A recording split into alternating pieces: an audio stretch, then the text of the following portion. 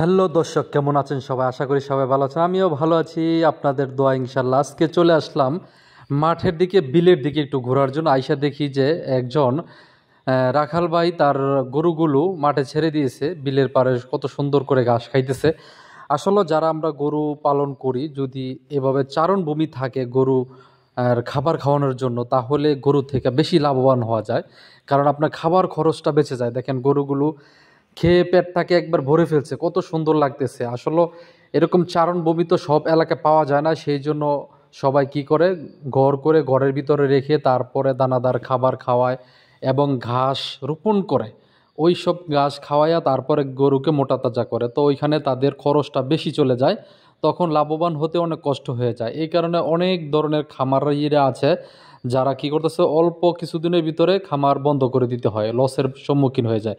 এই জন্য সবাই যারা খামার করতে চাইতেছেন বা গরু লালন পালন করতে চাইতেছেন, সবার আগে চেষ্টা করবেন যে আপনার এলাকাতে এরকম চারণভূমি আছে কিনা, যে গরুকে সহজভাবে খাবার খাওয়ানো যাবে কিনা খরচ ছাড়া।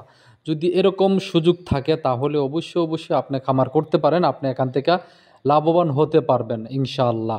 তো দেখেন এই যে গরুগুলো কত সুন্দর করে মনোমুগ্ধকরভাবে খাইতেছে। আর ওই যে গরুর যে মালিক পক্ষ আছে এখানে বসে আছে, কত সুন্দর একটা পরিবেশ, একটা ব্রিজ, আর ওই যে নৌকা দিয়ে ছোট ছোট বাচ্চারা ঘুরতেছে। তো অনেক সুন্দর একটা পরিবেশ ছিল। আমি গেছিলাম ওইখানে ঘোরার জন্য। দেখেন ওইখানে বিলের মাঝে আবার এই সাইড দিয়া মানুষে বাড়ি করছে, সুন্দর একটা রাস্তা। আর কিশোরগঞ্জের ভিতরে তো এই জায়গাটা তো অনেক সুন্দর একটা জায়গা। আর ছোট ছোট বাচ্চারা এই যে বড়শি দিয়ে মাছ ধরতেছে, কে কি মাছ ধরছে এগুলো আমি দেখতেছিলাম।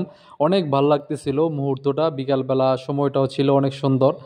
তো যাই হোক, অনেক সুন্দর লাগছে। আপনারা এরকম সুন্দর মুহূর্ত কাটাতে পারেন। আর মাছ ধরা তো এরকম একটা সুন্দর একটা নেশা। আসলে মাছ খাবারের থেকে কিন্তু মাছ ধরার নেশাটা কিন্তু অনেক। তো যারা মাছ ধরতে পছন্দ করে তারা এটা ভালো জানে। আর ধৈর্য শক্তি লাগে মাছ ধরতে বসি দিয়া। তো দেখেন সুন্দর করে মাছ ধরতেছে। আর দেখেন এই যে বিলের পাড়ে ওইখানে সুন্দর একটা বাড়ি, কত সুন্দর পরিবেশ, অনেক সুন্দর লাগছে আমার কাছে এই পরিবেশটা। এটা কিশোরগঞ্জ বাইজিতপুরের ভিতরে পড়ছে এই সুন্দর জায়গাটা। আসলে অনেক সুন্দর একটা পরিবেশ। আমি বারবার এই সৌন্দর্যগুলো উপভোগ করতেছিলাম, দেখতেছিলাম। কত সুন্দর কচুরিপানা, কত সুন্দর পরিবেশ, সুন্দর একটা ব্রিজ।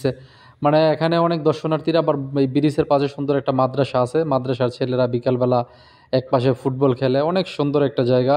তো আপনারা যদি সম্ভব হয় এরকম সুন্দর পরিবেশে আসবেন। এই যে এখানে বালু ফালানো হয়েছে বিল্ডিং করার জন্য, এখানে মাদ্রাসার ছাত্ররা প্রতিদিন বিকালবেলা ফুটবল খেলে। এই যে আমি, আমার সামনে যে দেশি আছে, দুইজনে ঘুরতে বাইরে হয়েছিলাম।